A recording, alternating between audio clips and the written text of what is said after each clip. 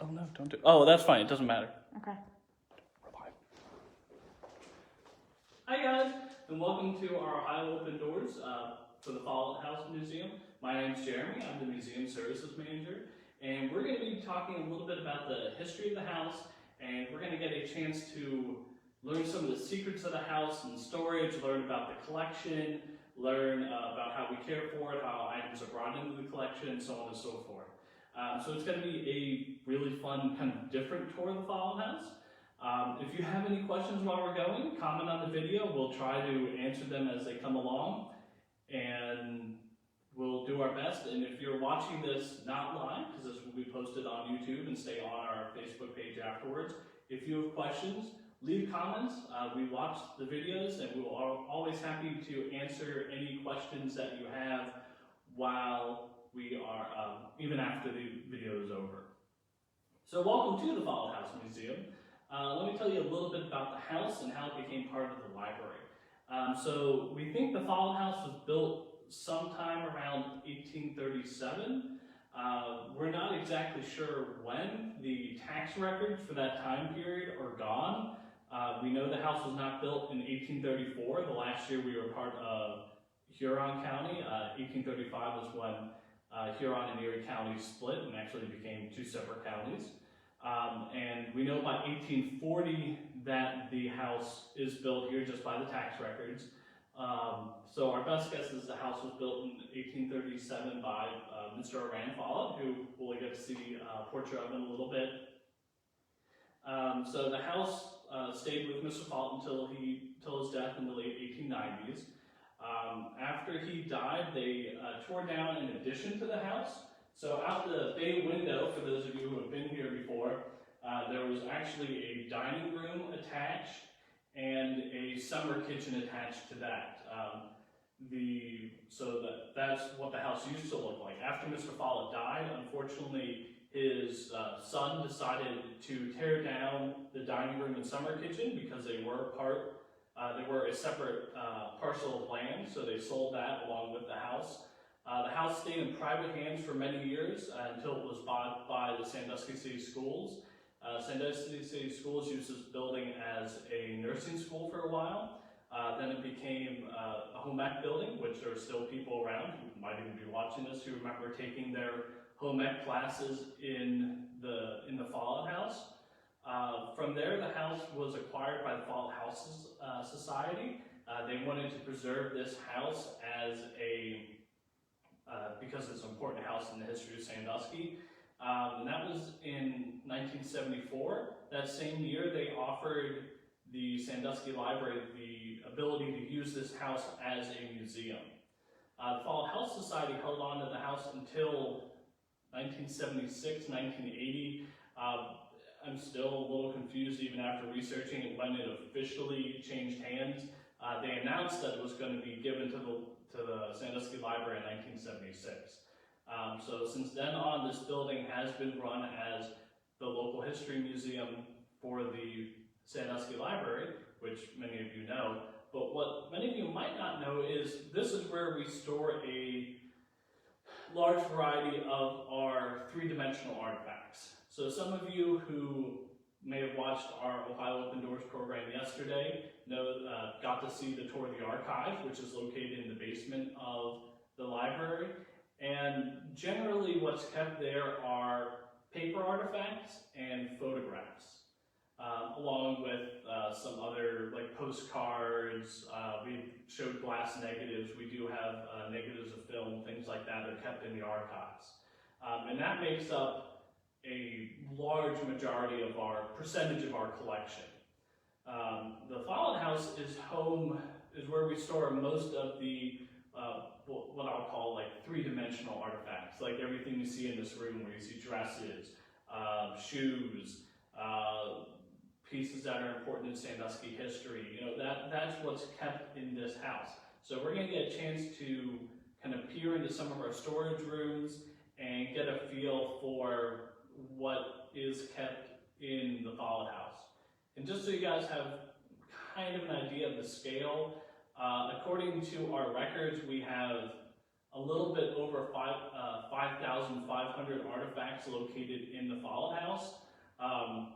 That number is actually probably a little low because I know we have one collection that encompasses 20, 30 pieces and it's only listed with one number. So that number is probably closer to 6,000 than 5,500. And just like most museums, we only have a very small percentage of our collection on display at any given time. So we're gonna go over and show you Mr. Follett and talk a little bit about how we determine what we put out on display. So there is going to be a little bit of walking to and from here. There's going to be some camera shaking.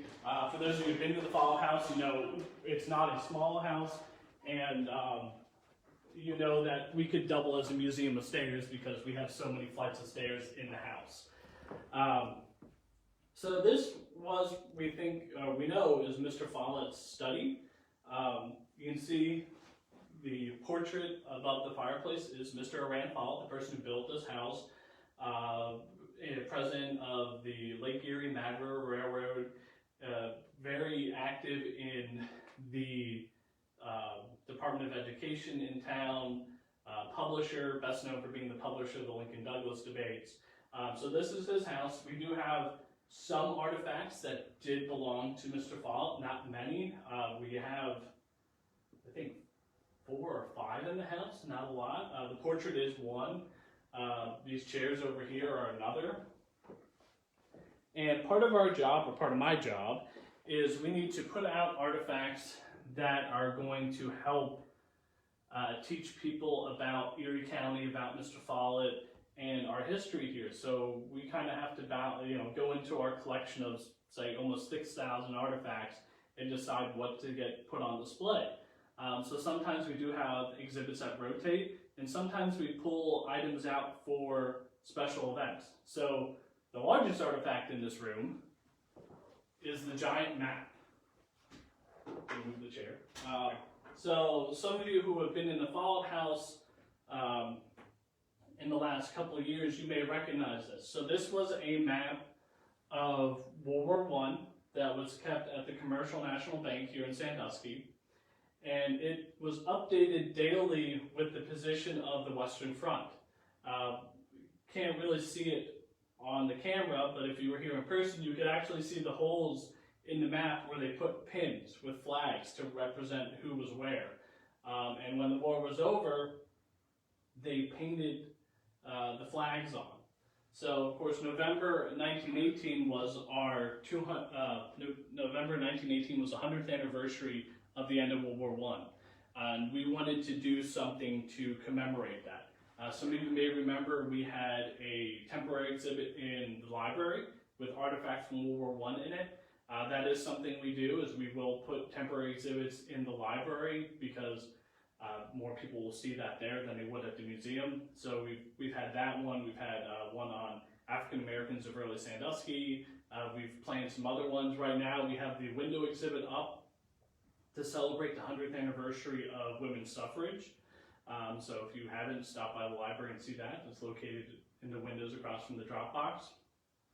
But this piece, I have to go double check when we acquired it, but we've had this piece in storage for years and years and years and years and years because it's a giant artifact and it takes up a lot of room.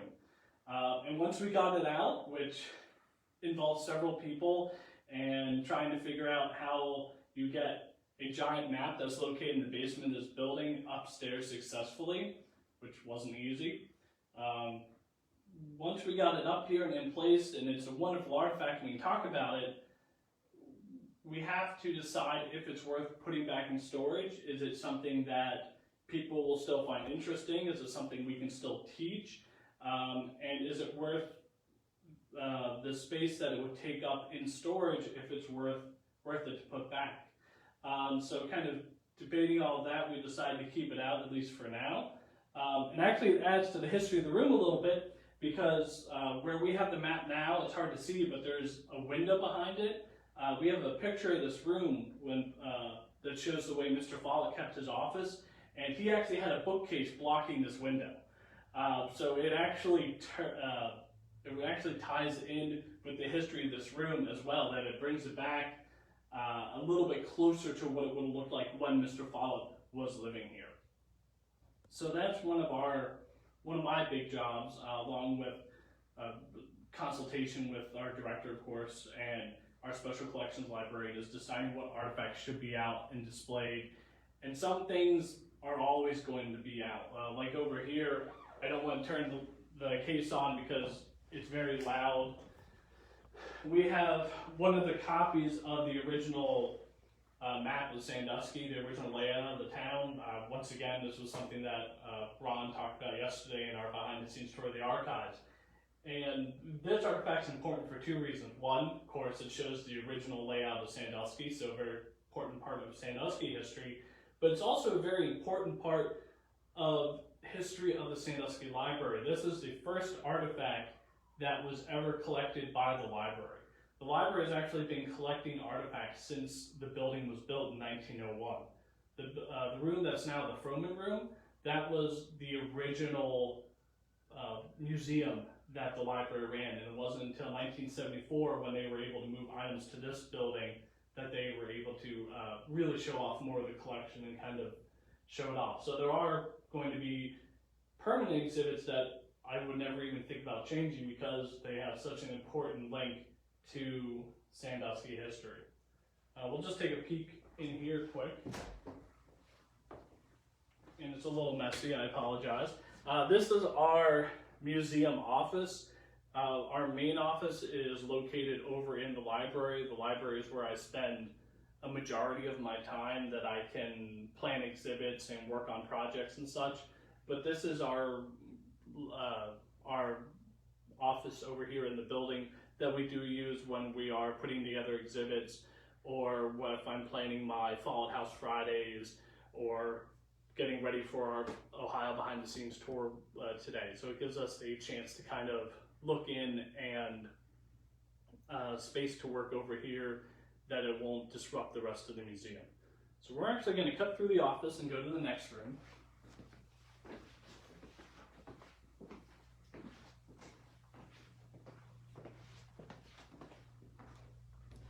So those of you who have been watching Follett House Friday, you might recognize this table and chair and painting because this is where we have been filming our Follett House Friday videos. As you all know, we're in a brave new world with the coronavirus and trying to figure out ways that we can share the history of the Follett House and share our artifacts, since we can't open our doors yet. So the Follett House Friday idea was something that was suggested, and I was able to put together. We already had most of the equipment already, so I come over here every Friday afternoon, pick out an artifact. Well, usually I pick out the artifact early in the week, but I come over here and set up my camera equipment and things like that, and we get ready, and I run the Follett House Friday videos over here. So if they're ever a little choppy or a little rough when I'm doing things, I have to apologize. I run that as a camera crew of one, and do that all myself. Luckily today, we have our lovely children's librarian, Emily, who's acting as our camera woman today, so it makes things a little bit easier. But for those, I normally run them alone. So you get a little peek behind our production studio. Not that there's much to it, but it works very well, and it's all things that we already had as part of, that we had already bought to do other programming at the library. So the cost of doing the programming, Follett House Fridays, was very low because we had everything already, and that allows us to reimagine what we had and use it in new and interesting ways, which the library, I think, has been doing very well. We have our curbside service, we have a story stroll coming up. We're finding new ways to get our programming out to people and try and find inventive ways that we can keep people engaged and help them keep learning. So now we're going to go into the basement. So this might be a little jarring just because we do have to go down the steps. So if you guys want to follow me down the stairs.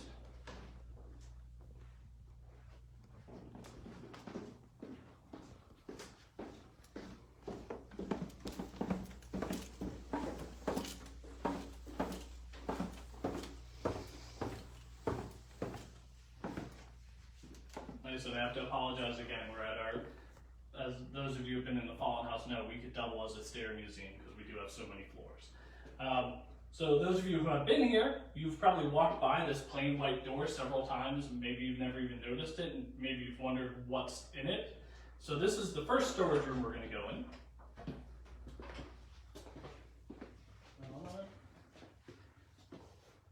So this, if you can believe it or not, was actually a meeting room at one point in time.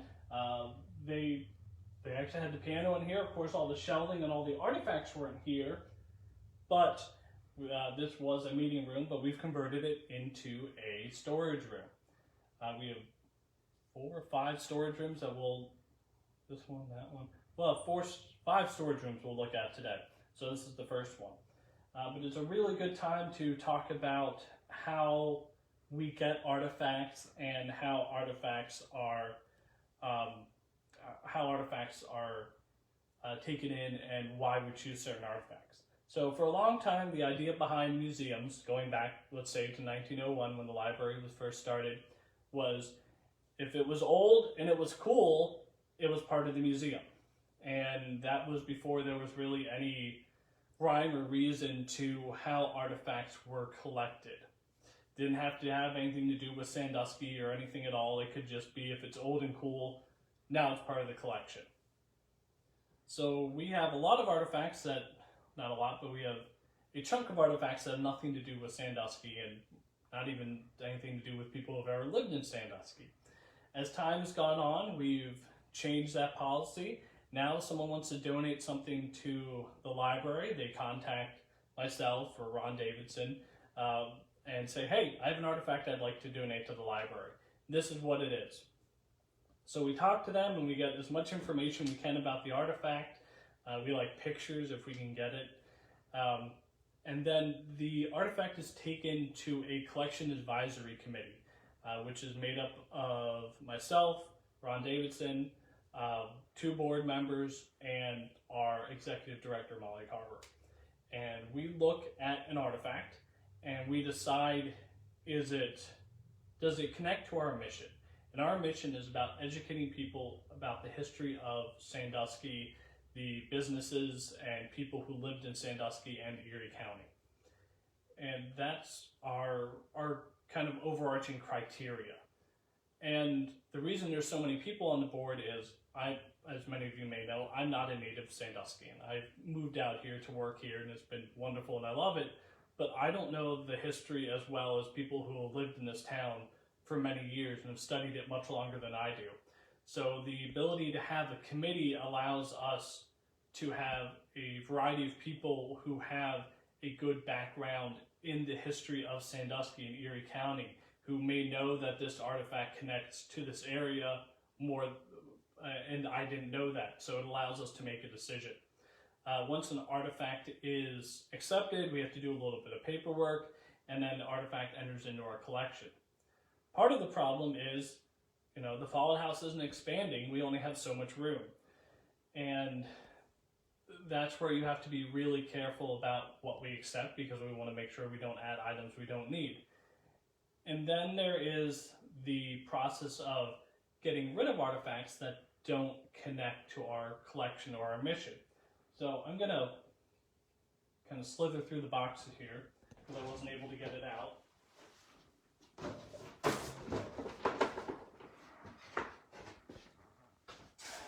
And we're going to talk about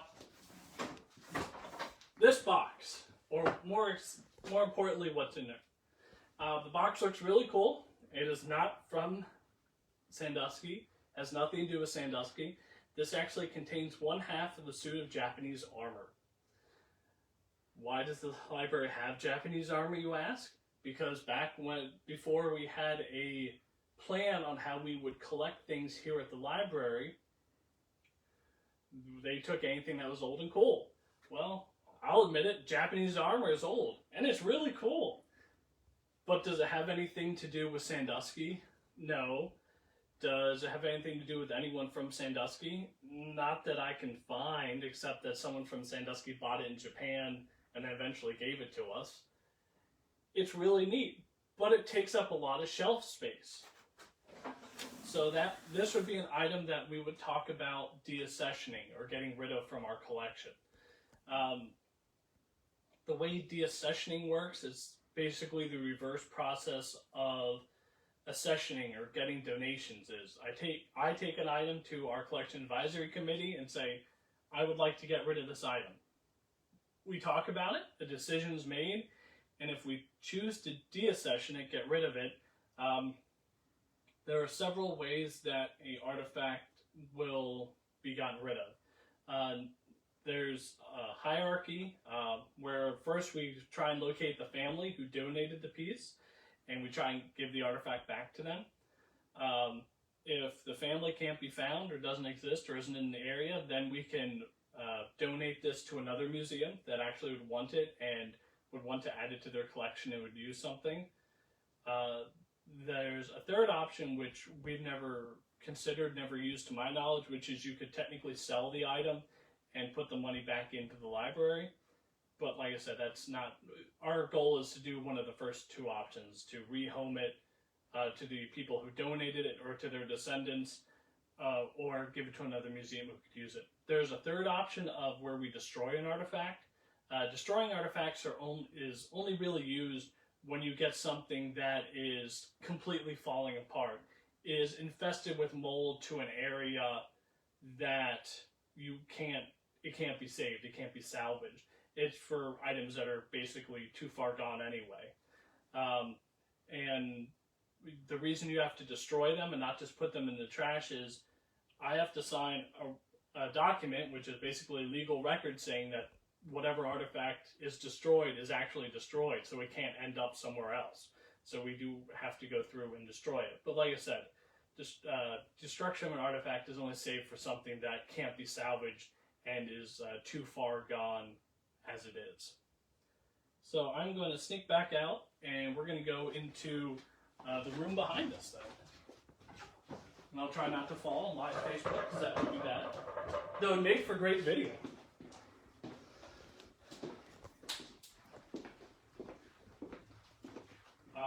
So not a lot I want to talk about in this room. Mostly this glass area we use as a temporary exhibit area.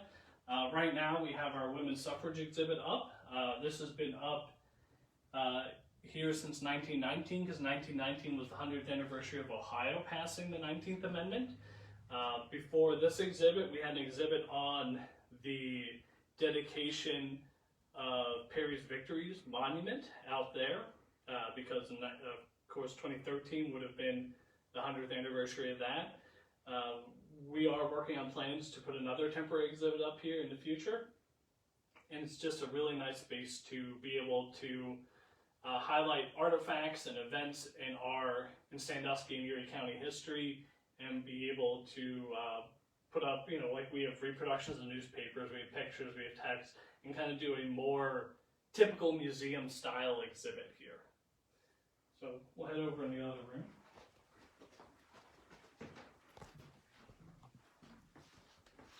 Like I said, this isn't going to be your typical Follett House Museum. We're kind of breezing through some of the rooms to focus on the more fun behind-the-scenes stuff.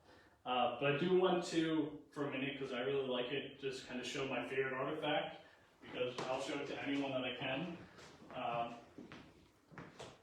And those of you who watch Follett House Friday, you may have seen this already.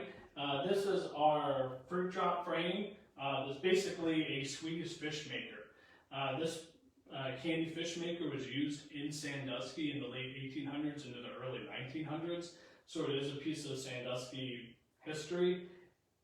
And it's really neat, and it works. We've used this in kids programs to kind of get them to connect to history. We use Play-Doh to run through it, and it actually forms the fish really well. And I know some of you are going to think, how can you use Play-Doh on an artifact? Won't that hurt it? Well, luckily, one of the nice things about Play-Doh is when it dries, it crumbles, and you can clean the machine perfectly. And you don't even notice that you ever used it for Play-Doh or anything like that. So it's a really neat learning tool, and it's a way that we can take stuff and get kids, especially kids, to connect to history. And that's the hardest part when you're talking about old things or artifacts, is there's not always a modern equivalent. So when you can find something and explain it to them, like Swedish fish, candy fish, that's something kids know. You can use that and talk to them about it and connect it to history. And that's, to me, the most fun part of my job, is being able to take history and having, doesn't matter if it's kids, parents, whoever, get a chance to connect history to their modern lives and what they do today.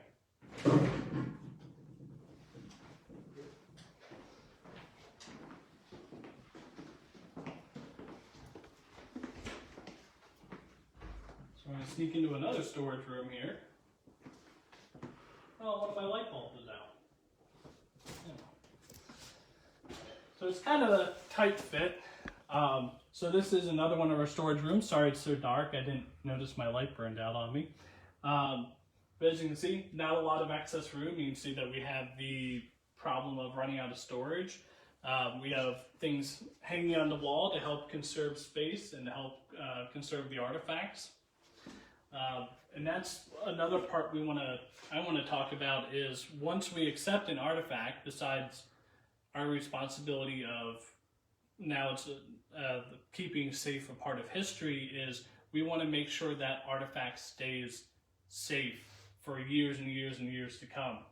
So you see a couple things on shelves because they are stable and they're fine.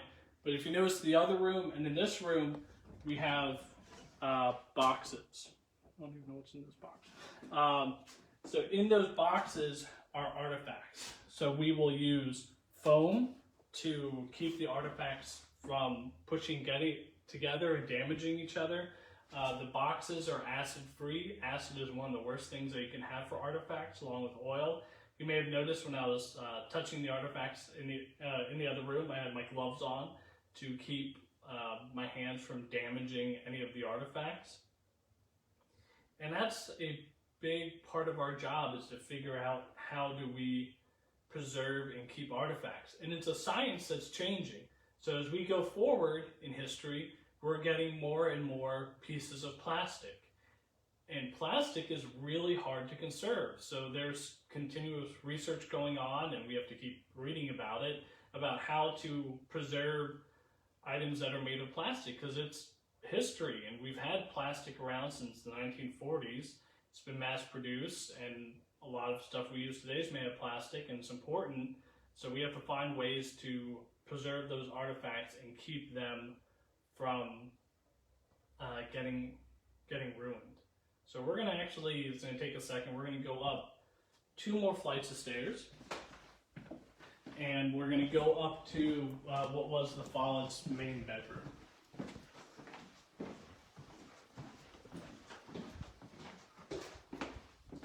Yeah, teleport.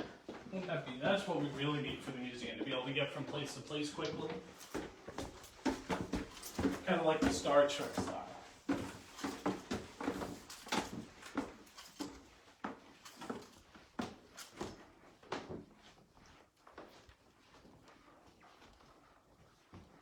Could you imagine living in a house with 4 floors and having to go up and down all the time?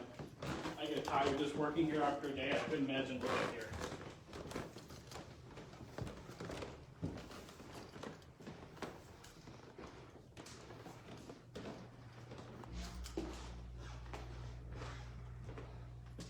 So here's a room many of you are probably familiar with. If you've been to the Follett House, this is the Follett's main bedroom. And the furniture, of course, looks really cool.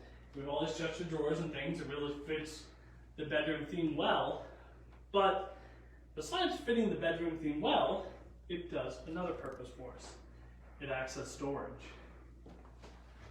So if you come over, not that you can do this if you're a visitor, but if I open one of these drawers here, you have, I'm going to get my other glove on so I can support this piece properly. Like this drawer, we have a bunch of, say, baby clothing in. So we have a little like bib, little hat on it, gloves, nice silver mirror. You know, we have a bunch of different pieces in our collection and storage because we are a house and we're limited by storage. So we have to find creative ways to use pieces that are on display so we're able to store things in them. The problem with our creative storage at times is in our records we don't always write well where an artifact is. So we could say it's in the Follett bedroom in the, so we go up the northeast corner, I think we're in one of the drawers. And that's great. This has 4 drawers that are all full. So telling me it's just in this isn't always the best. But it's also a blessing as well, because in the same time, it allows me to find artifacts I didn't know we had. And to me, that's one of the most fun things I do by myself when I'm in this building looking for an artifact or doing research is I find stuff I didn't know we had in the collection. We might have a record of it somewhere, but I wasn't looking for it, so I didn't know it was there. And you find pieces that are just fascinating. Preview of one of our Follett House Fridays, we have a portable voting booth from about 1910. And it's downstairs in a box. And I didn't know we had it until I was looking for something else in that same room, and I opened up this box and I'm like, oh, is this it? No, what is it? It's a portable voting booth from 1910. So a really neat artifact to tie in with our current election season and how that would have been used. So it's really neat that I get a chance to find artifacts I didn't know we had. And it gives me a chance to become more familiar with our collection, which is helpful for Follett House Fridays, or if I'm researching an exhibit, or if we get research requests from historians or people doing genealogy or things like that. It allows me to have that information to be able to help them more.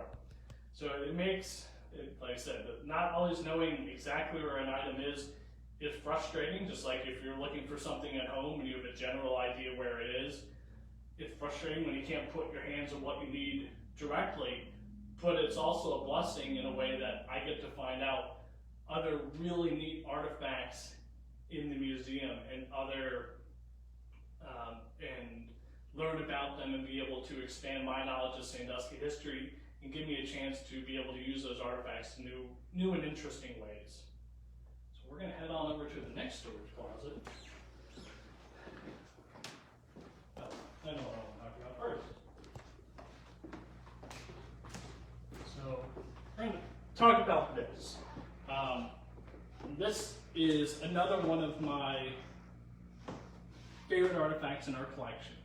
So this is the headquarters flag of a Confederate general, but that's not why it's interesting. Why it's interesting is this was a flag captured by a Union Army surgeon, Dr. McMeans, who was from Sandusky. He captured it and he sent it back to his family, his wife and his niece, and they eventually, in 1914, I believe, donated the flag to the library. Now, as some of you well know, Confederate statues, Confederate flags, and things like that have been a hot topic to talk about and debate and how they should be used and displayed. And that's one of the things that we have to consider in the museum field, these discussions that are going on in the wider world and how those artifacts need to be interpreted. When I first got here, this flag, this giant flag, it's the biggest piece in this hallway by far, didn't have a sign on it, or a very small sign on it. And it was right about when we were first talking about Confederate statues and things like that. And I felt like we needed something to talk about what it is and why it's here. And once you got in the story of it, it's amazing, and it's amazing Sandusky history. And that's why not just putting things out, but telling the story behind them is so important, especially on things that could be polarizing, like a Confederate flag, even though this isn't the typical Confederate flag we think of. It's not even, it's actually even a variation on the first national flag of the Confederacy. But it is something we need to think about as historians and as a museum, of what artifacts we put out, and to make sure that we interpret them properly and can tell the right story behind them, and that is a struggle at times. All right, now we'll go over the closet.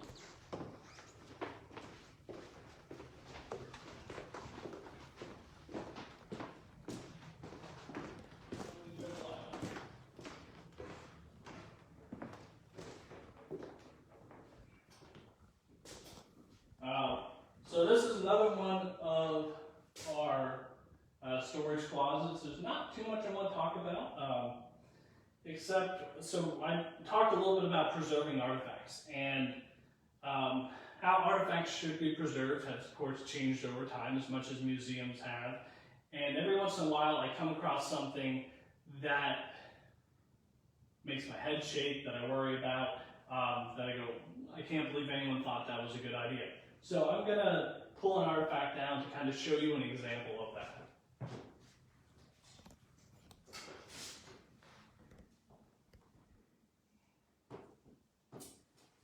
So this is very nice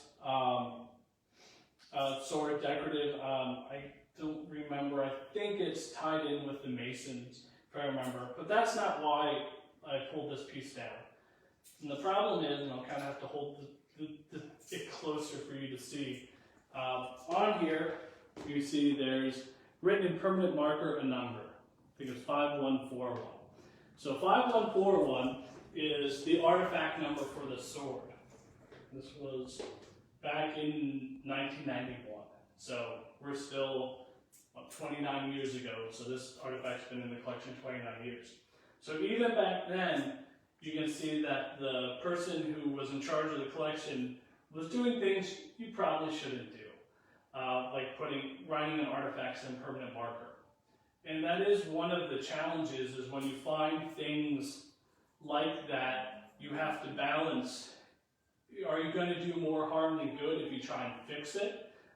We find artifacts and paper documents and things like that with stickers on them. And sometimes removing that sticker is going to do more harm than good for that artifact. So something like this, where it's too bad they wrote it on there, but to try and remove the permanent marker, I may hurt the artifact more than I actually would do to help preserve it and keep it safe. So that is another one of the things that tie in with preservation, is it's not only preserving artifacts that we come in, but making sure that the preservation methods and labeling methods and things like that that have been done before us stay that way, and keep the art are updated to keep artifacts the most stable. And I'm sure in 30 years they're going to look at what we're doing to keep artifacts safe, and they're going to say, well, that was stupid, why'd you do that? You should have done this instead. So it is a ever-changing field, and having to make sure that we update and are doing the best we can for all of our artifacts and everything in our collection.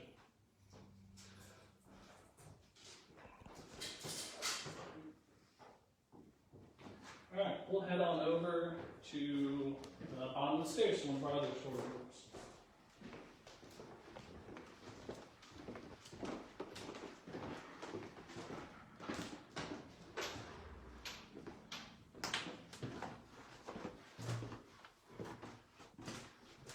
So this is the storage room we have the most room in. You can see we have some room for shelving here. There's a little bit of room on shelves. Once again, not a whole lot of room, but we have some room. This room actually was used later as a bathroom that was then gutted at one point in time, and now it's a storage room for us, and we're very happy. And this just kind of shows that we have artifacts kind of stuck everywhere. If you look up high, you can see we have stuff hanging on the wall as well. Once again, using the space to the best advantage as we can. If you look on the shelves, you'll notice we have foam down under some of the artifacts to keep them off the metal, to help protect them, give them a little bit of cushioning. This is a lot of swords that we have in our part of our collection. I forgot they were all in here. And once again, just another storage room that we're using the best we can. If you come over here and look, these are shelving that predate the library owning it. We're not exactly sure when they were put in. Our guess is maybe the nursing school put them in, but we're not 100% sure. And we use cabinets like this for storage all the time in the Follett House, the best that we can, because once again, we want to utilize the space that is available. So we're going to go up one more level yet. Talk about it.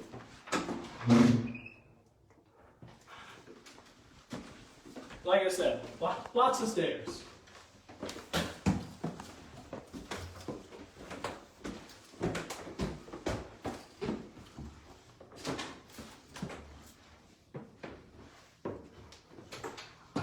So here's another door you may not have normally noticed or seen when you're going in, if you've been through the Follett House a couple times. This leads into like an unfinished attic area of the Follett House. You can actually see the original beams for the house. You can see roofing nails coming through. You can see we're at the top of the house. And the majority of what's up here is Christmas decorations. We have one or two artifacts, not many, but mostly this is where we store our Christmas decorations for when we decorate the house for the tour of homes. The reason all the Christmas decorations are stored up here are twofold. One, we have room for it here, but two, this room is not air conditioned, is not heated, there's no humidity control. So some of you may have been through the Follett House and you might think, man, it's cold in here. But we do keep the house regulated. We keep the house, it will get no hotter in this building than 72, and it will get no lower than 68. Big temperature changes are not good for the Follett House and for all the artifacts in it. Same with humidity. Ron talked about this yesterday in our behind the scenes tour in the archives. You don't want high humidity, so we run the heat, run the air conditioning to try and keep the humidity down and under control. And I'm just standing in this room talking to you for what, a minute or so, and I'm already standing here sweating going, God, it's just hot in this room because it's hot outside and it's not temperature controlled. This floor, because the house is 4 floors, this floor, the top floor, has its own furnace and its own air conditioning because we couldn't control the temperature well enough in the with the furnace and the air conditioner units that are in the basement. So we're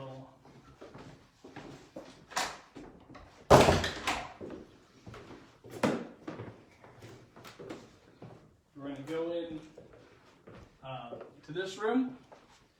Some of you, of course, have been in here. This is where we have a lot of our military history stuff. And if you've seen the drawers that are underneath the cabinets in this room, and of course in the other rooms as well, you see these drawers. They are purpose-built for storage. So I'll just open one of the drawers because it's kind of interesting if you get a chance. They're not huge. But you can see we do have a storage drawer. Something I found that was pretty cool. So this would have been the helmet of a soldier from Germany. It has the Konig for the king, the FR. So this would have been one of the helmets used by the Germans during World War II. I just picked a random drawer and I found something that's really neat. Like I said, that's part of my favorite part of this job, is you get to find neat things and be able to share them with people. But you can show how kind of acute our problem is for storage. And that's why we have to be so careful about what we accept in the collection, but also we need to be careful to make sure we preserve everything to the best of our abilities to make sure that these artifacts are here in another 100 years.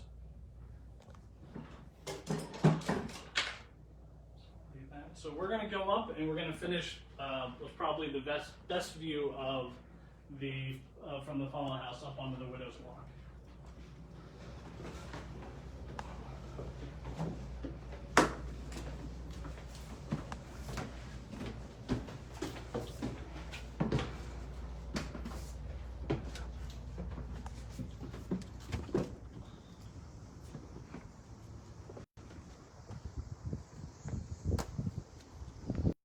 So I know a lot of the people who come to the Follett House, they say this is their favorite part, and I agree with them. You get a beautiful view of the lake, get a beautiful view of Sandusky, and it just felt like this was a fitting place to kind of end our tour. So I thank you all for joining us. If you have questions, leave them below in the comments, or you can ask now. And it's just a beautiful day, and I couldn't resist coming out here and kind of sharing the view with you. And say hopefully we will be, we have plans to reopen the Follett House. We are working on them, doing everything that we can reopen in a way that's safe for you guys, safe for staff, just like we're working on plans to reopen the library. So thank you all once again for joining us, and I hope you learned something, and if you have any questions, leave them in the comments. And if you ever need help doing research or local history research, you can go to the Sandusky Library website, click the contact us, fill out your questions or comments, submit them, and we always make sure we answer those as quickly as I can. So thank you guys for joining us. I hope you enjoyed it.